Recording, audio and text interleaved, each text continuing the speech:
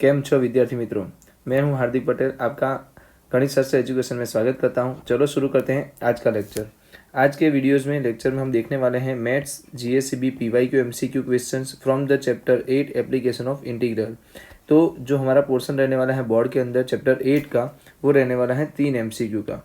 और ये तीनों एमसीक्यू मैं सच में बोलूँ तो विदाउट एनी लेंथी कैलकुलेशन आप इसको सॉल्व कर सकते हो। मतलब अगर कोई डिफिकल्ट क्वेश्चन पूछ भी लेगा तो शायद एक आधा एमसीक्यू पूछ सकता है, 2 एमसीक्यू ऐसे रहेंगे जो डायरेक्टली आप छोटे कैलकुलेशन के साथ इसका आंसर लिख लोगे। तो अगर आप ये वीडियो देखते रहोगे तो ये वीडियो के बाद आप यही 3 क्वेश्चन को सिर्फ और सिर्फ मैं बोलूँगा 1 या 2 मिनट में सॉल्व करके रख दोगे, जिसका क्या फ़ायदा होगा, बाकी क्वेश्चंस में आपको अच्छा खासा आंसर मिल सकते हैं। तो जल्दी से हम इसको सॉल्व करने की बात करते हैं।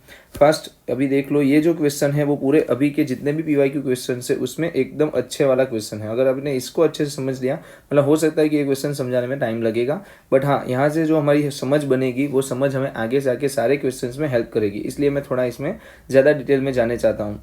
तो y = 10 πx मैं हमेशा आपको एक चीज़ बता देता हूँ कि यहाँ पर 2 टाइप के क्वेश्चन मिलेंगे आपको। एक तो y = f(x), ठीक है, एंड x = f(y). ये कैसे पता करना है कि इसका यूज़ करना है या इसका यूज़ करना है। तो जब भी आपको x एक्सिस के साथ एरिया पूछे, किसके साथ, x एक्सिस के साथ एरिया पूछे, तो आपको y = f(x) लेना है, और y एक्सिस के साथ एरिया पूछे आपको तो आपको x = f(y) लेना है। मतलब x को सब्जेक्ट बनाना है। तो y को सब्जेक्ट बनाते रहो ऑल टाइम, मेजरली आपको x एक्सिस के साथ ही मिलेगा।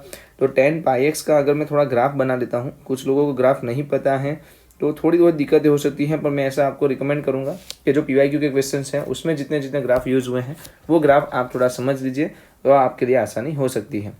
10 πx और x की वैल्यू जो यहाँ पर दी गई है -1/4 से +1/4। तो अगर -1/4 इसमें रखेंगे तो ये हो जाएगी 10 - π/4 जो कि होता है -1।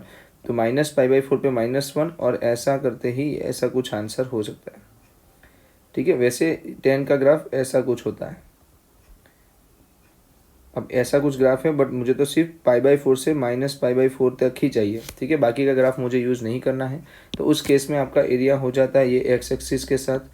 तो अगर ध्यान से देखेंगे दोनों एरिया ऑलमोस्ट सेम है। ठीक है, ये ऑलमोस्ट नहीं, मतलब सेम ही है, ये दोनों एरिया सेम है। मतलब मैं इसका एरिया निकाल लूँ, उसको मल्टीप्लाई 2 कर दूँ तो मेरा आंसर आ सकता है। तो मुझे सिर्फ इसी एरिया पर फोकस करने की ज़रूरत है।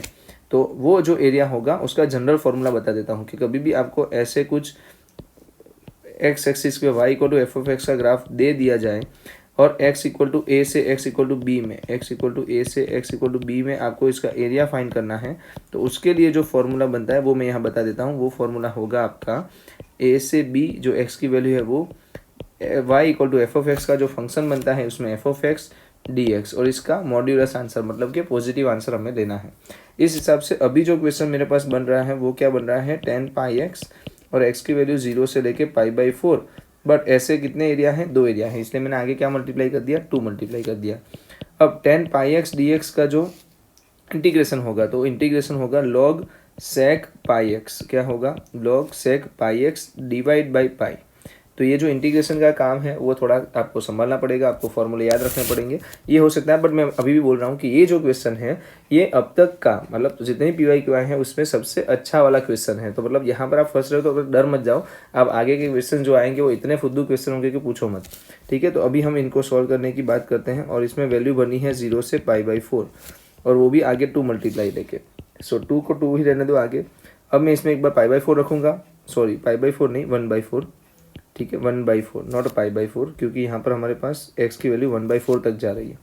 तो मैं जैसे ही x = 1/4 रखूँगा, यहाँ पर देखिए क्या आंसर होगा, log sec π/4 होगा माइनस log sec 0 होगा, और नीचे पाई तो है ही, राइट। अब इसमें वैल्यू देख लीजिए, 2 log sec π/4 होगा log √2 माइनस log sec 0 होगा log 1, जो कि एक्चुअल में 0 होता है, तो 2/π।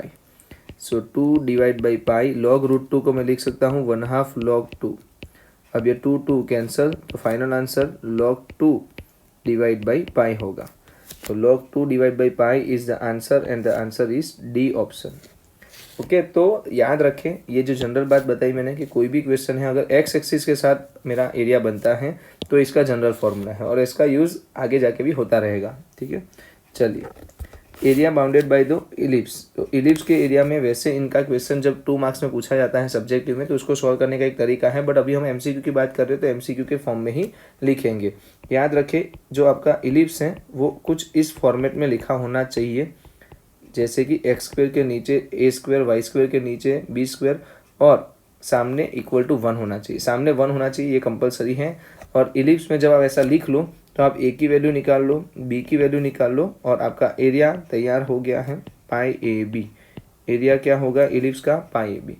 तो अब यहाँ जो मुझे क्वेश्चन दिया गया है उसको संभालते हम लोग। X square by 4 plus y square by 16 is equal to 4। तो 4 को नीचे ले जाना पड़ेगा। 4 जब नीचे जाएंगे तो दोनों के नीचे जाएंगे, तो इसका मतलब एक्स स्क्वायर बाई हो जाएगा 16 एंड वाई स्क्वायर बाई हो जाएगा 64 इक्वल टू 1। तो देख के ही पता चल रहा है ए की वैल्यू 4 आएगी, बी की वैल्यू 8 आएगी। ए की वैल्यू 4 आई, बी की वैल्यू 8 आई। अब आप देखिए यहाँ पर वैल्यू भर दीजिए। तो पाई 4 8 जा 32, तो 32 pi is the answer of ellipse. तो यहाँ पर ध्यान से ये भी देख लेना कि एरिया पूरा पूछा गया है या फर्स्ट क्वाड्रेंट में पूछा गया है। तो कभी कभी फर्स्ट क्वाड्रेंट में भी पूछते हैं तो उस केस में आपका एरिया डिवाइड बाई 4 हो जाएगा। तो ये थोड़ा ध्यान से देख ले। अभी हमारे पास जो एरिया पूछा गया है पूरा पूछा गया है और वो कितना क्वेश्चन दे रहा है? 32 पाई। तो बहुत ही ईजी है। इलिप्स अगर आया गया तो आपको पाई ए बी आंसर लेना है, बट उससे पहले उसको इसके फॉर्म में कन्वर्ट करना पड़ेगा, ये थोड़ा ध्यान दे दें। चलिए देखो यहाँ पर इलिप्स का डायरेक्ट क्वेश्चन आ गया, pi A B is the answer. कुछ इसमें ज़्यादा दिमाग लगाना है ही नहीं। Next y equal to cos X, ये भी बहुत ईजी क्वेश्चन है, बहुत ही ईजी क्वेश्चन है, मतलब बच्चे इसको ढूंढ ढूंढ के कर लेते हैं। कॉस एक्स का ग्राफ मैं थोड़ा आपको सिखा देता हूँ कैसा होगा। तो -π/2 पे 0 होके फिर वो ऊपर बढ़ता है 1 की तरफ जाता है, फिर नीचे से ऐसे करके आगे बढ़ता है। तो याद रखिए जो 0 से π/2 का एरिया है, इतना जो एरिया है वो होता है 1। ये जो एरिया है 0 से π/2 पे साइन एक्स हो या कॉस एक्स हो, साइन एक्स हो या फिर कॉस एक्स हो, उसका जो एरिया होता है वो 0 से π/2 में सेम ही होता है और वो कितना होता है? 1।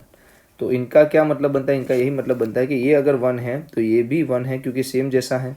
यहाँ पर काट दोगे तो ये भी 1 1 बनेगा। तो हमें जब भी ये रीजन दिया जाए तो अभी रीजन कौन सा दिया है? -π/2 से, ठीक है, -π/2 से पाई तक का रीजन दिया है। तो कितना एरिया कवर होता है देख लेते हैं। -π/2 0 π/2 एंड दूसरा यहाँ पर पाई, मतलब यहाँ तक। तो ये वाले फॉर्मूला ये आएगा, ये आएगा और ये आएगा, 3 बार आ गया, ठीक है। तो 1 2 3 मतलब कि 1 1 1 3 बार, इसका मतलब इसका आंसर होगा 3। तो ये भी 1 है, ये भी 1 है और ये भी 1 है, तीनों 1 है, तो इसका मतलब आंसर हो गया 3। तो बहुत ही सिंपल। अब आपको सॉल्व नहीं करना, आपको याद ही रख लेना है कि भाई इतना जो पोर्शन होता है वो 1 होता है। ऐसे कितने पोर्शन अपने रीजन में हैं? यहाँ पर जो रीजन दिया था -π/2 से पाई में दिया था, तो 1 + 1 + 1 2 3 हो गया। तो आंसर है 3। कितना आसान है, सोचो, कुछ नहीं कैलकुलेट करना है, डायरेक्ट आंसर लिख देना है। और एक इलिप्स का और एक ट्रिग्नोमेट्री का आने का चांस बहुत ज़्यादा है। चलिए यहाँ पर देख लीजिए, इलिप्स है, देख के ही पता कर लो भाई। ए की वैल्यू कितनी आ गई? 4। बी की वैल्यू कितनी आ गई? 3। तो 3 4 जा 12 पाई। तो इसका जो आंसर होने वाला है वो होने वाला है 12 पाई। कितना आसान है, देखो इलिप्स का क्वेश्चन। अब यहाँ पर याद रखें, चलो y² = 4x। तो ये हमारे पास एक इलिप्स आ गया। अगर मैं जनरल इलिप्स की बात करूँ तो वो y² = 4ax होता है। याद रखें थोड़ा कि जब इलिप्स में ड्रॉ करता हूँ उसके फोकस में से जो मैं कॉर्ड ड्रॉ करता हूँ, परपेंडिकुलर कॉर्ड जो ड्रॉ करता हूँ उसको लेटस रेक्टम बोलते थे, थोड़ा आपको याद हो तो।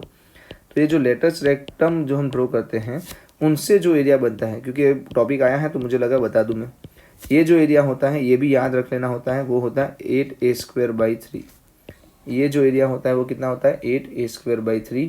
तो इनसे क्या होगा कि कभी भी क्वेश्चन आ जाएगा तो डायरेक्टली हम लिख सकते हैं 8a² / 3, राइट। अभी हम देख लेते हैं इस क्वेश्चन में क्या होगा। y² = 4x, तो आप थोड़ा ध्यान दे दीजिए। y² = 4x ये वाला ग्राफ है और ये बोल रहे हैं y = 3 एंड y एक्सिस। तो y एक्सिस मतलब ये वाली एक्सिस और y = 3, ठीक है। y = 3 लाइन है, जस्ट अ मिनट, चलो y = 3 लाइन में ड्रॉ कर देता हूँ। ऐसा मान लो कि ये y = 3 लाइन है, तो ये वाले एरिया की बात हो रही है। अब ये एरिया y एक्सिस के साथ है, हमने आगे ही बात कर लिया। अगर y एक्सिस के साथ आ जाए तो आपको y का फंक्शन लिखना है, dy लिखना है, और y की वैल्यू 0 से शुरू होकर 3 तक जा रही है तो वो बनाना है। अब यहाँ पर देखेंगे f(y) मतलब x को सब्जेक्ट बनाते हुए क्वेश्चन लिखना है, तो x को सब्जेक्ट बनाते ही ये हो गया y² / 4। तो y² / 4 का एरिया निकालना और इंटीग्रेशन करेंगे और इसमें 0 से 3 की वैल्यू भरेंगे। तो क्या होगा, इंटीग्रेशन y³/12 हो गया, और इसमें वैल्यू भर दी मैंने 0 से 3, मतलब 27/12 कैंसिल आउट करके लिखोगे तो 9/4 इज़ द आंसर। तो यहाँ पर जो मेरे पास आंसर आ रहा है वो कितना आ रहा है, 9/4, और ये बहुत बार रिपीट भी हुआ है। तो बहुत अच्छा क्वेश्चन है।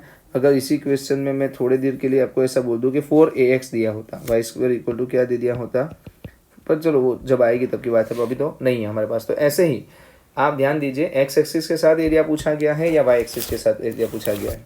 अगर आपको एक्स एक्सिस के साथ पूछा गया है तो आपका f(x) वाला फंक्शन बनेगा, वाई एक्सिस के साथ पूछा गया है तो f(y) वाला बनेगा। ओके, चलिए नेक्स्ट। अभी जो मेरे पास क्वेश्चन है y² = 12x/its लेटेस्ट रेक्टम, तो y² = अगर 4ax होता तो एरिया आता 8a² 3, जो हमने अभी ही बताया, राइट। पर यहाँ पर मेरे पास क्या है, y² = 12x है, 12x को मैं लिख सकता हूँ 4 × 3x। तो 4 की जगह 4 आ गया, x की जगह पे x आ गया, तो a क्या होना चाहिए, 3 होना चाहिए। तो इसमें हम 3 की वैल्यू भर देंगे, 3² / 3, सो 24 is the answer. So okay, हमारे पास 24 आंसर है। तो बहुत ही इजी भाई, एरिया ऑफ पैराबोला अगर आपको दिया गया है, आपका काम जो है वो ये है कि आप ए ढूंढ लेंगे। यहाँ से ए कैसे ढूंढेंगे, तो y² ऐसा करके आप ढूंढ सकते हो, y² = 12x है, इसको डिवाइड कर दीजिए, y² = 4ax है, x कैंसल, 4 3 जा कैंसल, y² कैंसल, तो a क्या आ गया, 3। ऐसे करके आप निकाल सकते हो, राइट। चलिए आगे बढ़ते हैं। यहाँ पर देखो इलिप्स आ गया है भाई, इलिप्स आ गया तो हमारा काम हो गया। 36 दोनों के नीचे जाएगा, अगर दोनों के नीचे जाएगा तो यहाँ 1 बन गया, और यहाँ पर हमारे पास आता है y²/9, यहाँ पर हमारे पास आता है x²/4 = 1, तो a = 2, b = 3, तो 6π इज़ द आंसर। तो यहाँ पर जो एरिया मुझे मिल रहा है वो कितना मिल रहा है, 6π। कितना आसान से हम ये सब क्वेश्चन सॉल्व कर रहे हैं, देख लीजिए आप।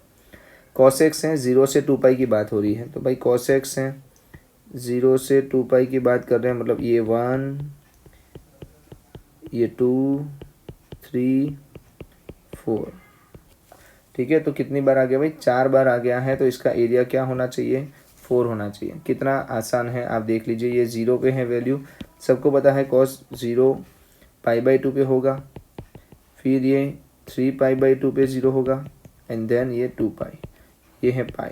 तो उस बिटवीन आपको 4 बार 0 से π/2 को पास करना। 0 से π/2 वाला जो रीजन है, ऐसे 4 रीजन देखने को मिलेंगे, इसलिए इसका आंसर 4 हो गया।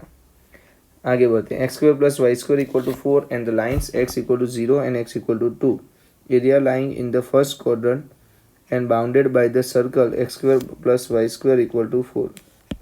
चलिए पहले x² + y² = 4 ड्रॉ कर लेते हैं, जस्ट अ मिनट। ठीक है, हमारे पास ये सर्कल आ चुका है, x = 0 एंड x = 2 लाइन, ठीक है। इसके बीच में जो जो एरिया बन रहा है वो एरिया निकालना है। Area lying in the first quadrant and the lines x = 0, तो भाई ये x = 0, x = 2, मतलब ये वाला एरिया ही फाइंड करने को बोल रहे हैं, राइट। अब ये वाला जो एरिया हो रहा है वो हमारा देखने से ही पता चल रहा है कि सर्कल के एरिया से 4 डिवाइडेड है। सर्कल का एरिया होता है πr², और उसका 4 डिवाइड करोगे तो πr² / 4। अब यहाँ पर देख लीजिए रेडियस कितनी है भाई, रेडियस है r², ये क्या होता है हमारा r² होता है, और उसकी वैल्यू कितनी दी है 4। सो π × 4 / 4, 4 4 कैंसल, आंसर विल बी π। तो π इज़ द आंसर इस क्वेश्चन का। कितना आसान से क्वेश्चन सॉल्व हो गया, आप देख लीजिए। तो एरिया जब ड्रॉ करते हो तो भी पता चल जाता है, और दूसरा फर्स्ट क्वाड्रेंट बोला गया था, तो भाई सर्कल का ही हमारा आंसर यहाँ पर होने वाला है। तो pi is the answer, right. Next चलिए सर, इलिप्स का वापस फॉर्मूला आ गया भाई। 16 है तो इसको मैं 4 बोल दूंगा, इसको मैं 3 बोल दूंगा, आंसर विल बी 12π। पर अगर फर्स्ट क्वाड्रेंट में बोलते तो 3π हो जाता। तो थोड़ा ध्यान दे दीजिए, फर्स्ट क्वाड्रेंट बोला है कि नहीं बोला है, पूरा एरिया पूछा है तो πab मतलब कि 12π होगा। y = cos x, भाई cos x की बात कर रहे हैं ये लोग, ठीक है, cos x की बात कर रहे हैं। तो cos x भाई ऐसे करके ये वाला एक, ये वाला और ये वाला, टोटल कितने आ गए 3, क्योंकि 3π/2 तक पहुंचना है, उसके आगे नहीं जाना, 0 से शुरू करके। तो 3 रीजन मिलेंगे हमको देखने के लिए। तो इसका जो आंसर होने वाला है वो है 3। ओके, y² = 4x, वही सेम क्वेश्चन आ गया, 9/4 is the answer. Yes, understood. चलिए cos x का वापस से क्वेश्चन आ गया भाई, cos π/2 से मतलब π/2 मतलब यहाँ से 0 से 3π/2 मतलब इसके बीच में 2 पार्ट आएंगे, वो वाले जो हमने ड्रॉ किए थे वो। तो कितना आंसर आ गया 2। तो कितना आसानी से आप देखो cos x वाले क्वेश्चन, sin x वाले क्वेश्चन तो ऐसे ही आप खेल दोगे। 2 y² = 4x, वही सेम क्वेश्चन आ गया 9/4। x मॉड्यूलस x, तो ये ध्यान दीजिए x मॉड्यूलस x जब ग्रेटर देन और इक्वल टू 0 होता है तो मॉड्यूलस x से निकल के x बन जाता है, तो x² होगा। जब x लेस देन 0 है तो यही क्वेश्चन -x² हो जाता है। तो ये जो ड्राइंग है मैं थोड़ी बना देता हूँ, आपको ड्राइंग से पता चलेगा। इसका जो ड्राइंग होने वाला है y = x² और दूसरा y = -x²। तो ये है x मॉड्यूलस x, और जो क्वेश्चन में पूछा गया है 0 से लेके 1 के बीच में, ठीक है, ये वाला एरिया पूछा गया है। ऐसा और एक क्वेश्चन पूछा गया था जिसमें -1 से लेके 1 तक था, तो वो सेम ही रिपीट होता, तो ये जो ढूंढा था आपने उसी का डबल होता। तो पहले मैं 0 से 1 के लिए क्वेश्चन सॉल्व कर लेता हूँ। 0 से 1 और फंक्शन मेरा क्या हो गया, इसका नाम जो है वो x² है, इसका नाम है -x²। तो पहली बात 0 से 1 में देख रहे हैं, पॉजिटिव में देख रहे हैं, तो वहाँ पर मेरा फंक्शन क्या है x² है, तो इसलिए मैंने x² लिखा dx। अरे ये क्वेश्चन आप भूल मत जाओ, a से b f(x) dx, यही है फॉर्मूला एरिया फाइंड करने का। यही फॉर्मूले का यूज़ करके अभी मैं क्वेश्चन सॉल्व कर रहा हूँ। तो मेरा x की जो वैल्यू है वो 0 से 1 के बीच में है, और ये जो मेरा फंक्शन है वो x² है। तो x² फंक्शन हो गया, 0 से 1 वैल्यू हो गई, और ये इसका डिफरेंशियल इंटीग्रेशन हो गया। तो x³/3 0 से 1, आंसर विल बी 1/3। तो इनका जो आंसर 0 से 1 बन रहा है वो क्या बन रहा है 1/3। तो 1/3 इज़ द आंसर। अगर -1 से 1 पूछा गया होता तो 2/3 हो जाता, राइट, क्योंकि डबल हो जाता वो। हाँ चलिए, cos x ये सेम रिपीट हुआ, 0 से 3π/2 मतलब 3 आएगा, इसमें पूछने वाली बात ही नहीं है। यहाँ पर से एक 2 आ गया, 3 आ गया, तो 6π इज़ द आंसर, ऑलरेडी हमने कर लिया है। x मॉड्यूलस x -1 से 1, वही जो सेम क्वेश्चन किया वही, सो 2/3 is the answer. y = 3x, यहाँ थोड़ी प्रिंटिंग मिस्टेक है, 3x नहीं आएगा, x³ आएगा, राइट। अब x³ है तो थोड़ा क्वेश्चन आप देख लीजिए, x³ जो होता है वो इस तरीके से बिहेव करता है। सो -2 से 0 तक आपका नेगेटिव आंसर है, और 0 से 1 के बीच में पॉजिटिव आंसर है। तो अगर आपको थोड़ा ग्राफ पता होगा तो बहुत आसानी से ऐसे क्वेश्चन को सॉल्व कर पाओगे, क्योंकि जहाँ 0 होता है वहाँ तोड़ना होता है, जैसे कि -2 से 0 एंड फिर 0 से 1। ऐसा क्यों किया मैंने, क्योंकि नेगेटिव वैल्यू को पॉजिटिव बनानी पड़ती है। अगर हम नेगेटिव वैल्यू को पॉजिटिव नहीं बनाएंगे तो एरिया कैलकुलेट करने में हम गलती कर देंगे, तो यही हमें गलती नहीं करनी है। सो कैसे पता चलेगा, तो कोई भी फंक्शन को आप ड्रॉ करिए, जैसे कि ये है x = a, ये है x = b, और इन बिटवीन कहीं पे वो 0 को टच कर रहा है, जैसे कि c पे, तो a से b के रीजन को आपको तोड़ देना होगा, किसके फॉर्म में, a से c एंड देन c से b। अब यहाँ पर भी मैंने ऐसा ही किया है, तोड़ दिया है, और फंक्शन मेरा क्या है x³। तो इस यहाँ पर आंसर हो जाएगा x⁴/4 -2 0, और इसका भी मॉड्यूलस लेना है, जो पॉजिटिव आंसर होगा वो रखेंगे हम। x³ यहाँ पर हम क्या करेंगे, x⁴/4 0 से 1। चलिए -2 और 0, तो 0 रखने पे तो 0 ही मिलेगा, और माइनस रखने पे एक -2 की 4 पावर मतलब 16/4, 4 4 जा 16, और इसका मॉड्यूलस मतलब कि 4 आंसर, प्लस इसमें आ गया 1/4, तो 4 + 1/4, यहाँ पर जो हमारा आंसर बन रहा है वो है 17/4। तो 17/4 is the answer, and the answer is here, 17/4 is the answer. तो ये क्वेश्चन में आपको थोड़ा मज़ेदार बनाया क्वेश्चन, क्योंकि फंक्शन दिया है, तो याद रखें अगर आपको फंक्शन दिया है तो घबराने की ज़रूरत नहीं। एक्स एक्सिस के साथ एंगल अगर बताने की बात कर रहे हैं तो वही फंक्शन आप यहाँ रख दीजिए, उसका इंटीग्रेशन कर दीजिए, और एक्स की वैल्यू a से b लिख दीजिए। फर्स्ट इतना ध्यान रखना कि वो 0 को ना काटे, मतलब वाई एक्सिस को काट के ना जाए, ठीक है। चलिए, मार्च 25, x² + y² = 4, area lying in the first quadrant. तो ये सेम क्वेश्चन आ गया, बट यहाँ भी फर्स्ट क्वाड्रेंट की बात कर रहे हैं, तो फर्स्ट क्वाड्रेंट में एरिया कितना आएगा, वही जो पहले आया था पाई, क्योंकि πr² फॉर्मूला के हिसाब से। साइन x का ग्राफ है -π/2 से π/2 के बीच की बात कर रहे हैं, तो -π/2 जहाँ पर नेगेटिव होता है फिर ऐसे करके आएगा, तो ये एक पार्ट होता है और इसका आंसर होता है 1, तो ये दूसरा पार्ट है, उसका आंसर भी क्या होगा 1, तो फाइनल आंसर विल बी 2। तो cos x हो sin x हो, उस दोनों के केस में वो जो 0 से π/2 का एरिया होता है वो 1 होता है, याद रखें आप, है ना। y = tan x, तो भाई tan x में नहीं होता है, वो sin x में ही होता है। तो tan x में तो हमने जो अभी क्वेश्चन पूछा था वही हम डिस्कस कर लेते हैं कि कभी कभार ऐसा हो सकता है कि मुझे ग्राफ नहीं पता है, तो मैं 10x को जान लेता हूँ। 0 से π/4 में 10x कभी 0 तो नहीं होता, 0 पे ही 0 होता है वो, फिर शुरू होता है पॉजिटिव होना। तो 0 इन बिटवीन तो नहीं होता, मतलब कि मुझे 0 से π/4 की वैल्यू लेनी है और यहाँ पर y = f(x) मतलब कि 10x लिख देना है।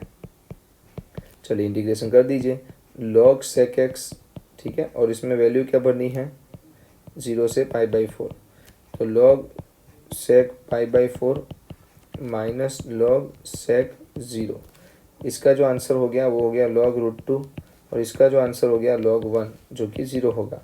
सो 1/2 log 2 इज़ द आंसर, ठीक है। और ये भी कौन सा आंसर हो गया भाई, हाँ x = 0 to π/4, तो ये आंसर मुझे देखने को मिल भी रहा है बी ऑप्शन में। तो कितना आसानी से आप ये चीज़ें कर पा रहे हो, अच्छी बात है, ठीक है। देख लीजिए ये सब क्वेश्चंस डायरेक्टली एग्जाम में पूछने वाले हैं और आप आराम से उसको खेल भी लोगे। अब y = x² है, x = 1 से 2, तो यही क्वेश्चन मैंने बोला ना, y = x², x = 1 से x = 2, ये आपको एरिया फाइंड करना है। तो आपने 1 2 ले लिया, फंक्शन रख दिया और उसका इंटीग्रेशन कर दिया, x³/3 1 से 2, सो 8/3 minus 1/3, so answer will be 7/3।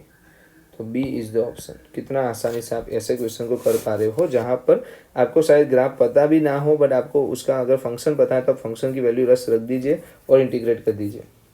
चलिए यहाँ पर देखिए, if multiplication of areas of circle, तो भाई मल्टीप्लिकेशन बोलने की बात कर रहे हैं तो इसका एरिया क्या होता है, ये तो सर्कल दिख रहा है सर, इसका एरिया होगा πa² क्योंकि इसकी रेडियस a² है, सॉरी a है, तो πa² इसका होगा एरिया। इसका एरिया क्या होगा, तो यहाँ पर बहुत सारे बच्चे गलत करके आए होंगे वो एग्जाम में, मैं सच में बोल रहा हूँ बहुत मज़ेदार क्वेश्चन है और आप याद रखिए कि ऐसा क्वेश्चन आने के चांस हैं भी शायद इंग्लिश अपने सिलेबस में। अब देखो हमने तो ऐसा कुछ लिखा था, ध्यान से आपको याद हो तो कुछ लोग a = 2 बोल के b = 3 लेके गलत कर देंगे। a = 2 नहीं है भाई, इसको थोड़ा संभालना पड़ेगा आपको, 1/4 लिखना पड़ेगा, y², इसको 1/9 लिखना पड़ेगा और इसको 1, मतलब a की वैल्यू आ गई 1/2, b की वैल्यू आ गई 1/3, तो πab के हिसाब से ये हो गया π/6। अब ये एरिया π/6, ये एरिया πa², दोनों का मल्टीप्लिकेशन करेंगे तो सामने आंसर हमें पहले से प्रोवाइड है 6/², तो पहले तो पाई उड़ा दो, फिर a² = क्या आ गया 6², तो a will be +or-6, a की वैल्यू क्या हो सकती है +or-6 होती है, राइट। तो हमारा आंसर जो हो रहा है वो बॉम्बे बन रहा है।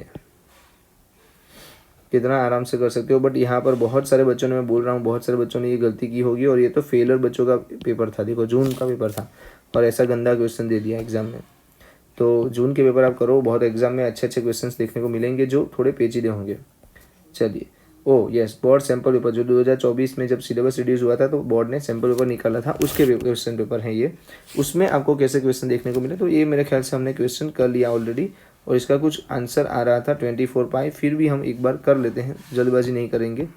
x²/16 4 क्या हो जाएगा, क्योंकि 4 नीचे जाके मल्टीप्लाई होने वाले हैं, तो यहाँ पर हो गया 64, y² / 36 = 1, तो यहाँ से आ गया 8, यहाँ से आ गया 6, तो ये आंसर है 48π। देखा, जल्दबाजी करते तो फंस जाते, तो जल्दबाजी नहीं करनी है, आराम से क्वेश्चन को देख के फिर आंसर टिक करना है, 48π।